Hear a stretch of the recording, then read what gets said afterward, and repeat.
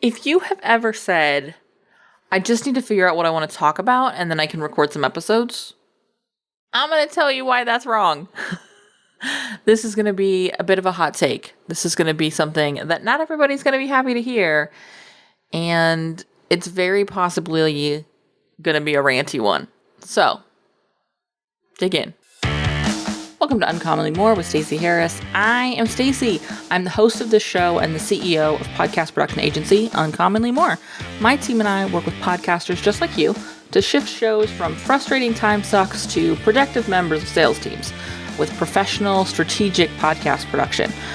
You know what? I think that's enough. Let's get into the show and we'll talk more there. This episode has been sitting on my episode ideas area of my dashboard for a while, because I wasn't sure how I wanted to say it without sounding crazy. And I'll be honest, this is maybe the 5th time I've attempted this recording today. So we're keeping it. So good luck to us both, really. I want to talk about this idea of what I want to talk about, because I hear that statement attached to podcast launches and content calendar meetings and editorial calendar planning ideas, and your content, be it video or blogs, but certainly here in podcasts, is almost never about what you want to talk about. And if you want a show where it is all about what you want to talk about, then you need a different kind of show than you have right now. If your show is built as an asset in your business, this is your content marketing, this is the way you take someone from not having a clue who you are to that know, like, and trust factor that pays you money, that's not about you. And it's really, really not what you want to talk about. If you think that I wanted to record an episode about this today, you are all the way wrong. Like, all the way. No. You want to know what I want to talk about today? It's not this. It's not. No, what I would like to talk about is my spring wardrobe, which I'm currently working on. I'll be honest. or my birthday month is coming up. Actually, when you listen to this, it is my birthday month, but actually, it might be really close to my actual birthday. But nonetheless, that's what I'm thinking about. That's what I'm paying attention to. Definitely not this. Even if I were to sit and chat about my business, narrowing it from like my whole life to business, this isn't the conversation I want to be having today. No, I'm thinking about 3 things I want to test next month that aren't this podcast. But guess what? This show's not for me or about those things. And so it's about bringing together content that makes sense for this show. And so if you have ever said to yourself, well, once I figure out what I want to talk about, I'll record this week's show, know that you are going to end up very frustrated by your show on a very regular basis. Because 1, deciding what you want to talk about is a whole lot of unnecessary decisions in the day-to-day production of your content.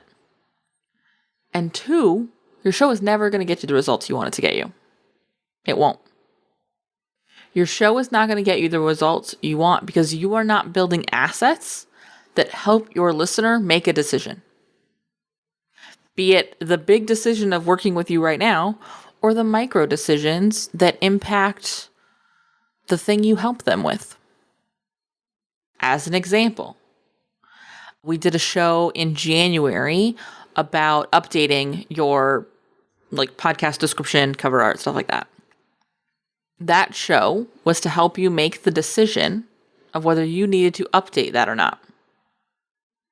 You know why? Because going through that process and making that decision gives you a win.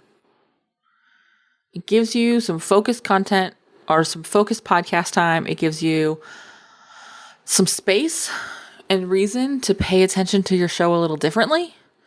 And more than anything, it gives you a little win. You did a thing. Good job. Even if that thing was, hey, everything looks great, because you thought about it. You spent some time with it. And so you built a win. And that was the point. But you made a decision. There was a thing for you to do. And so in the future, when I say, hey, this is what we help you do, and you're ready to have someone help you do it, of course, we've been winning together for a while now. Of course it's going to be us. Because we're the right fit. Because we go through this process in the same way you do. Because those are the habits you've already created. The same would be true if you are a health coach and you are talking in an episode about setting down some time to work through your wellness goals that are not directly related to the way you look. This is something I did as I started my year this year because I read about it and I cannot remember where, or I would credit them. And I loved it. But this idea of non-scale victories. What are the things that I want to do this year to support my wellness? Cool. I spent some time with that. Now I'm going to go after those goals. Do I need help with that? Oh, you know who really helped me make this list? So-and-so. I will hire them to help me reach those goals. See? It's connecting to what's next. It's helping them build wins with you. And that's not going to come out of, what do I want to talk about this week? Because if I got to pick what I wanted to talk about this week, I also wouldn't be recording all of the episodes for February today. I wouldn't be finalizing a month's worth of content. You know why? Because I don't want to talk about 4 things today. 4 well thought out and valuable things. So it's causing a lot of stress, not just in the end result, but in the process.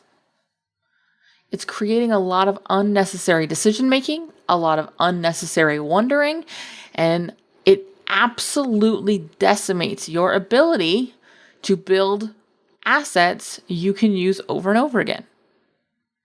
Because you're forever tied to the moment in which you thought of it. Like, yeah, this makes sense in the context of 2019, but does it make sense in the context of 2022? Or, yeah, this makes total sense in the context of April 2020.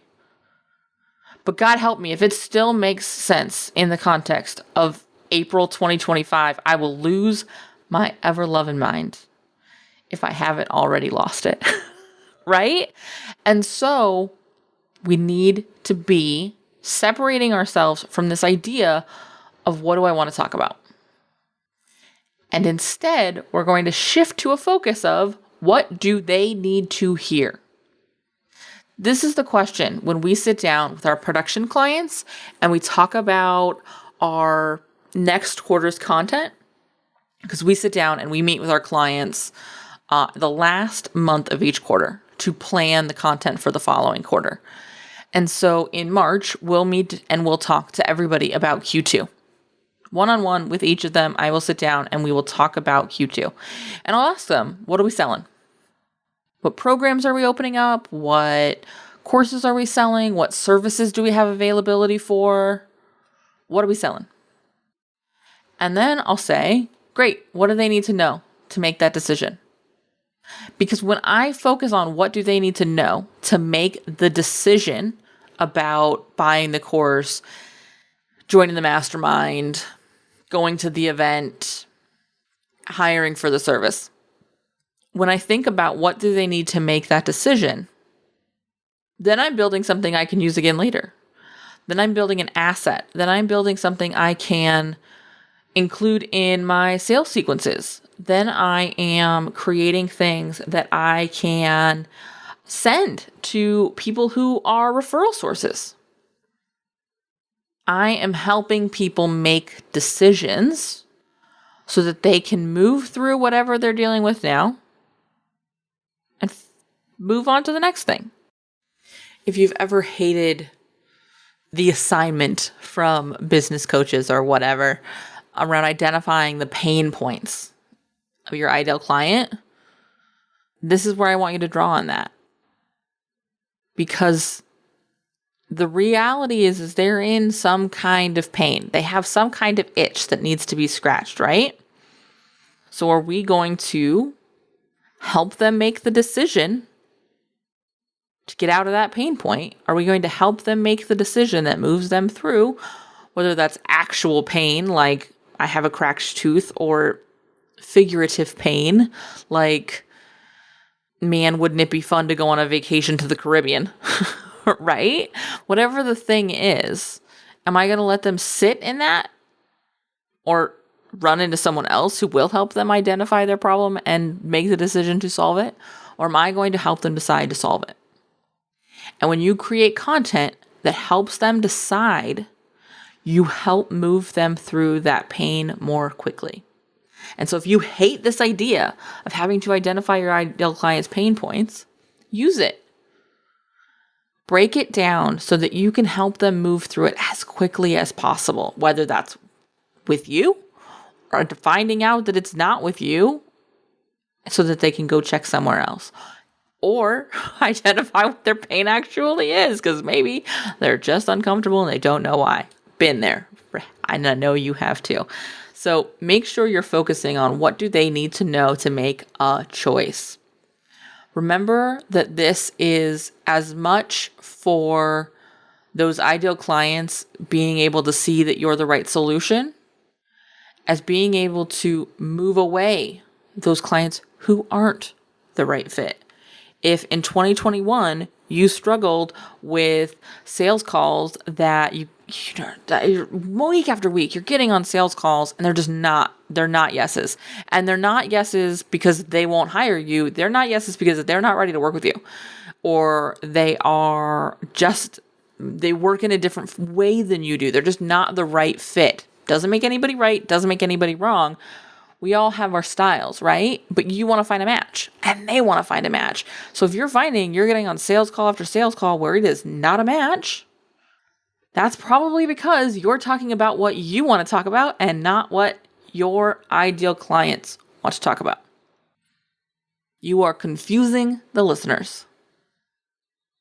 And so I want you to be looking at where can I be answering the questions that my ideal clients need answered to buy from me, to book with me, to join my membership, to whatever.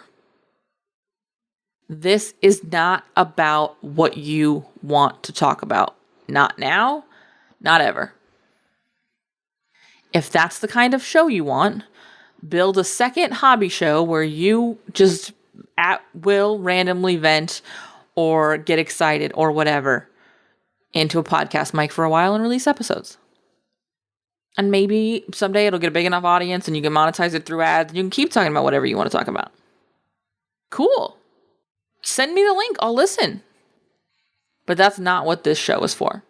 This show that is built to drive traffic and gain sales in your business is not about what you want to talk about. It is about what they need to hear so that they can decide and solve their problem. That's it. All right. If you want to make sure that you are on my list of people who get those one-on-one calls come March for our quarterly planning sessions, you got to be a production client. So head over to uncommonlymore.com/podcast production, fill out the form, let's have a chat, and we can decide if now is the right time for you to start working with us. I'm really excited to be welcoming on some fun new clients in 2022, and I truly, truly hope you are among one of them. Also, be warned that if you tell me that you're trying to figure out what you want to talk about, I will push back with, what do they need to hear? It's just ask anyone. Ask any of our clients. I mean this deeply. I would love, especially with these episodes that get real ranty, I would love to hear from you. So head over to Instagram and drop me a DM and let me know what you thought about this episode.